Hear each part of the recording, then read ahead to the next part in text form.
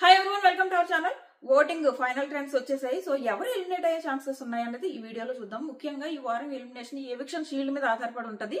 Big boss ఎవరిని కాపాడాలనుకుంటున్నాడు అన్న దాన్ని బట్టి బిగ్ బాస్ ఇస్తాడు ట్విస్ట్ లో. అంటే ఈ వారం ఖచ్చితంగా ఒకవేళ కనుక అవినాష్ లిస్ట్ లో ఉన్నాడు అనుకోండి, అవినాష్ ని బిగ్ బాస్ సేవ్ చేయాలని అనుకుంటాడు. సో ఏం చేస్తాడంటే, నబీల్ నువ్వు ఎట్టి పరిస్థితుల్లో ఈ వారం నువ్వు ఎవిక్షన్ షీల్డ్ యూజ్ చేయాల్సిందే, నెక్స్ట్ వీక్ వరకు ఉంచుకోవడానికి లేదు అంటారు.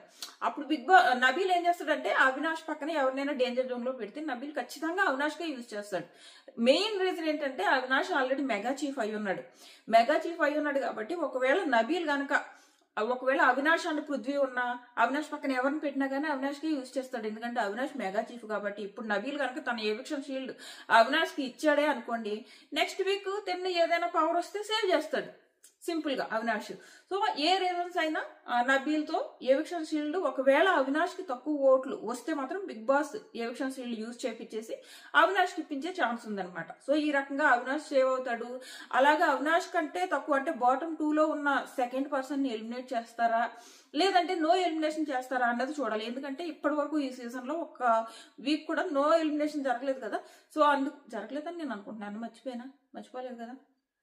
సో అది ఈ నో ఎలిమినేషన్ అన్నది పెట్టొచ్చు అని అనుకుంటున్నాను. ఎందుకంటే అందరూ మంచి కంటెస్టెంట్స్ ఉన్నారు. ఇంక రెండు వచ్చేసి మిగిలిన వాళ్ళ గురించి మాట్లాడుకుందాం. గౌతమ్ కృష్ణ అయితే టాప్ లో ఉన్నాడు, ఎలిమినేట్ అయ్యే క్వశ్చనే లేదు. మిగిలిన వాళ్ళలో తేజకి వచ్చేటప్పటికి తనకి ఈ వారం అంతా వాళ్ళ మదర్ విషయంలో చాలా మందికి కొంతమందికి ఫేక్ అనిపించి ఉండొచ్చు, కానీ ఎక్కువ మందికి మాత్రం తను ఏడ్చినప్పుడల్లా ఏడుపు రావడం, తను చూసి బాధపడడం, తనకు ఒక్కడికి అన్యాయం జరుగుతున్నది అన్న ఫీలింగ్, అయ్యో వాళ్ళ మదర్ నైనా పంపాల్సింది కదా అన్న ఫీలింగ్. అందులోనూ తను అదే డ్రీమ్ తో వచ్చాడు కదా BB8 కి. సో ఒక సింపతి ఉంది. మేబీ ఈ సింపతి వల్ల తనకి ఏమో ఓట్లు పడి ఉండొచ్చు. సో ఆ రకంగా తను ఈ వారం సేవ్ అయ్యే ఛాన్సెస్ ఉన్నాయని నాకు అనిపిస్తుంది.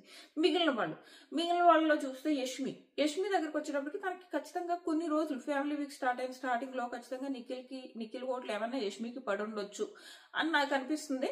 సో ఒక్క రీజన్ మాత్రం ఉన్నది, యష్మి వారం సేవ్. అండ్ ఏవైతే పోల్స్ ఉన్నాయో ఆ పోల్స్ లో చూస్తుంటే యష్మి లీస్ట్ లో ఎక్కడా కనపడలేదు. సో యష్మి సేవ్ అవుతుందేమో అని అనిపిస్తుంది. మిగిలిన వాళ్ళలో చూస్తే విష్ణు అండ్ పృథ్వీ వీళ్ళిద్దరూ మిగిలారు కదా. వీళ్ళిద్దరిలో చూస్తే నాకేమనిపిస్తుంది అంటే, పృథ్వీకి అన్నా తక్కువ ఓట్లు పడ్డాయేమో. యాక్చువల్ గా పృథ్వీకి సైలెంట్ ఓటింగ్ ఉన్నది. ఎందుకంటే తన ఆట చాలా మందికి నచ్చుతుంది, జెన్యున్ గా ఉన్నాడని. ఈ రీజన్స్ వల్ల తన ఆట చాలా మందికి నచ్చుతుంది కాబట్టి సైలెంట్ ఓటింగ్ అయితే ఉన్నది పృథ్వీకి.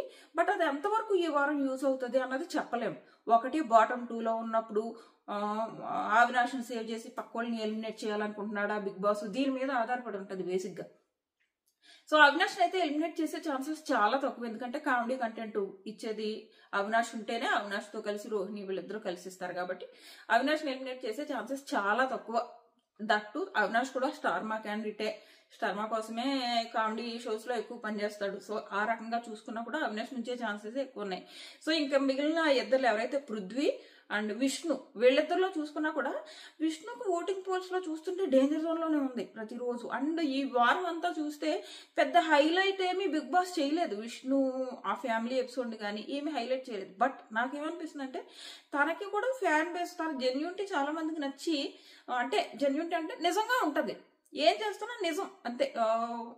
ఒక ఫేస్ కు మాస్క్ వేసుకుని ఉండదు విష్ణు. కోపం వచ్చినా చిరాకు ఫేస్ పెడుతుంది. అన్ని రియల్ గా ఉంటది కాబట్టి ఆ రకంగా ఏమన్నా నచ్చి విష్ణు కోట్లు పడుతున్నాయేమో అని నాకు డౌట్ అనమాట. విష్ణుకి మరీ అంత తక్కువ ఓటింగ్ ఉండదు. అంత పెద్ద ఫ్యాన్ బేస్ పెట్టుకుని ఇన్ని రోజులు వచ్చింది, ఇప్పుడు ఎలిమినేట్ అయిపోతుందా, వాళ్ళ ఫ్యాన్స్ తన టాప్ 5 లో పెట్టాలనుకుంటారేమో అని నేను అనుకుంటున్నా. సో ఈ రకంగా విష్ణు కూడా సేవ్ అవుతుంది అని అనిపిస్తుంది. మిగిలింది ఎవరు డేంజర్ జోన్ లో పృథ్వీ అనమాట. సో నేనేమనుకుంటున్నానంటే, ఒకవేళ బిగ్ బాస్ సేవ్ చేయాలని అనుకుంటే ఈ వారం అవినాష్కి అంటే పృథ్వీ కంటే తక్కువ అవినాష్కి ఉండొచ్చు అని ఉంది. ఎందుకంటే పోల్స్ ని బట్టి చూస్తుంటే. అండ్ పృథ్వీ ఫస్ట్ నుంచి ఎవ్రీ వీక్ సేవ్ అవుతూ వస్తున్నాడు కదా. ఎవ్రీ వీక్ సేవ్ అవుతూ వస్తున్నాడు అంటే తనకంటూ ఒక ఓన్ ఓట్ బ్యాంకు, ఒక సైలెంట్ ఓట్ బ్యాంకు ఉన్నది పృథ్వీకి. So Avinash first time nomination లోకి వచ్చాడు కదా. ఇన్స్టాగ్రామ్ లో ఫాలోవర్స్ అవన్నీ లెక్క ఉండదు. బిగ్ బాస్ ఫ్యాన్స్ వేరే ఉంటారు, ఓట్లు వేసేవాళ్ళు. నిన్ను చూసి ఎంజాయ్ చేసేది వేరు, ఓట్లు వేసేది వేరు ఉంటారు.